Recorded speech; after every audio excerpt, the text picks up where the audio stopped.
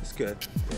I'm just going to open up the long shot first, just establishing the shot where you guys are, who's on the left, who's on the right. I like to start with the long shot. You know, it establishes so much. It lets me, you know, show my audience, I guess, what I'm shooting, where I'm at. Who's there, who's on left, who's on the right, you know, for outdoor, indoor.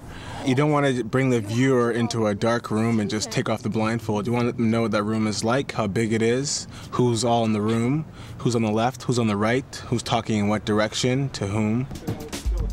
Well, I'm from the school that, you know, simple is good. The way I do it is I work it over in my mind to a point where I visualize the scene. I see the scene. I have the advantage over the actors. I know where the location's going to be. I always know where I'm going to, what the next cut is. I always want to know, you know, okay, we're here, what's the next cut? Because each cut sort of dictates the next cut.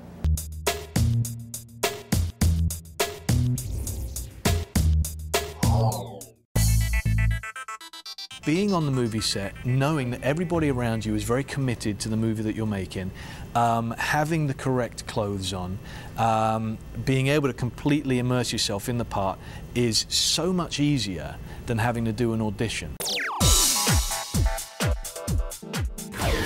My acting has changed 100%. I'm so much more confident. I make clear choices. Okay, see what you're doing right now? That's what I need to see more of.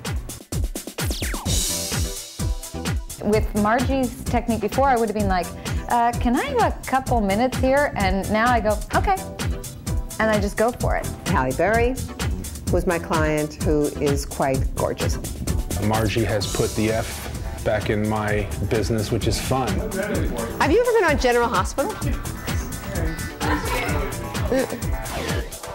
So what Margie Haber has taught me through her technique is be able to take material and trust that the important thing is not the words, but the important thing is the element of truth and emotion. Cut. What I teach can be good for, it's great for auditioning, it's great for theater, it's great for shooting the movie, it's great for all the stuff because it's the basis of the truth. In the still photographic marketplace, I meet up with a lot of journalists who talk about the idea of the purity of the image. Yet there is not a foot of motion picture feature film that's shot without a filter in front of the lens.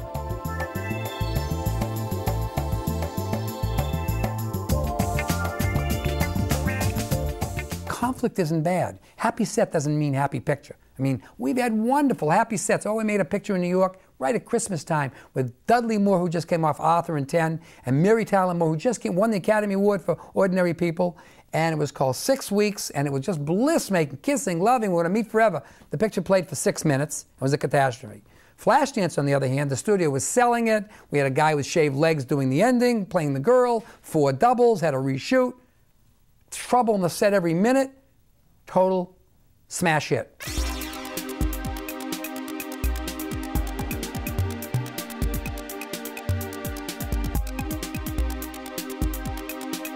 The thing I did at the time I learned how to write, there weren't any books on screenwriting. And the thing I did is, well, you know, the first thing I did is I got a copy of The Deer Hunter, the script, and at that time I had a typewriter, and I sat down and I retyped the whole script of The Deer Hunter.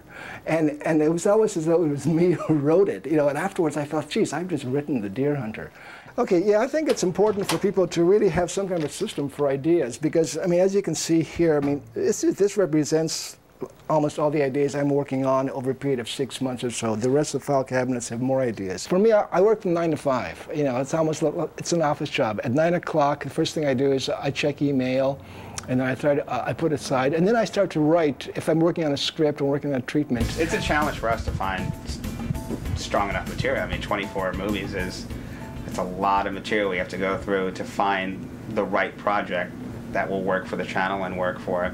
Are they looking, or would they be interested in anything for older people, like I'm talking people who are retired people? There's a lot of these old guys in their 70s who used to play in bands. They have these stories of the legends of everybody, with Jerry Lewis, with Sinatra, with Dean Martin, with Sammy Davis. You know, it's kind of like the Big Chill, like at 70. There's a saying from Faulkner, from William Faulkner. He said something like, in California, every day is the same. There's nothing that really happens. There's a leaf that falls, and one day you wake up and you're 60 and you realize that the only thing you've learned is how to make a left-hand turn on Santa Monica.